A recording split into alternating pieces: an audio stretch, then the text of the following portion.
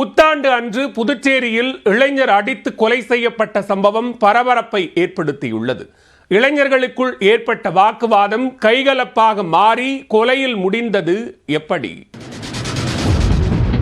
புதுச்சேரி நோனாங்குப்பம் பகுதியைச் சேர்ந்தவர் 24 வயதான விக்னேஸ்வர். தாய் தந்தை இல்லாத இவர் தனது அக்கா வீட்டில் வசித்து வந்தார். புத்தாண்டு இரவு கொண்டாட்டத்திற்காக தனது நண்பர் ராஜேஷுடன் புதுச்சேரி நகர பகுதிக்கு சென்றுள்ளார். மது அருந்திவிட்டு மறைமலை அடிகள் கடலூர் சாலை சந்திப்பில் உள்ள சர்ச் அருகே ரகளையில் ஈடுபட்டுள்ளார். அப்போது அரியாங்குப்பம் பகுதியைச் சேர்ந்த நிர்மல் என்பவர் கூட்ட நெரிசலில் நண்பர்களுடன் ஓரமாக நின்று கொண்டிருந்தார். கீழே விழுந்ததில் வலது கை முறிவு ஏற்பட்டு நிர்மல் அதற்கு கட்டு போட்டிருந்தார்.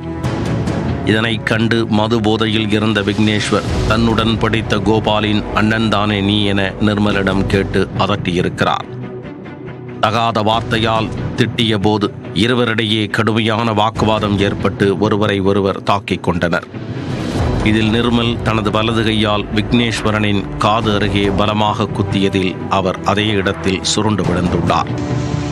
உடனடியாக அவரை அங்கிருந்து அவரது நண்பர்கள் மீட்டு புதுச்சேரி அரசு மருத்துவமனைக்கு அழைத்துச் சென்றனர். உடலை பரிசோதித்த மருத்துவர்கள் விக்னேஸ்வர் உயிரிழந்து விட்டதாக தெரிவித்தனர். இதனையடுத்து உருளையன்பேட்டை காவல் நிலையத்திற்கு அளித்த தகவலின் பேரில் போலீசார் விக்னேஸ்வரின் உடலை உடற்கூறு ஆய்விற்காக அனுப்பி வைத்துள்ளனர். இதனையடுத்து கொலை வழக்கு பதிவு செய்த போலீசார் நிர்மலை பிடிப்பதற்குள் அவர் தலைமறைவானார். தொடர்ந்து அவரை தேடி வரும் போலீசார் நிர்மலின் நண்பர்களிடமும் விசாரணை மேற்கொண்டு வருகின்றனர். புத்தாண்டு அன்று புதுச்சேரியில் வாலிபர் அடித்து கொலை செய்யப்பட்டுள்ள சம்பவம் பரபரப்பை ஏற்படுத்தியுள்ளது.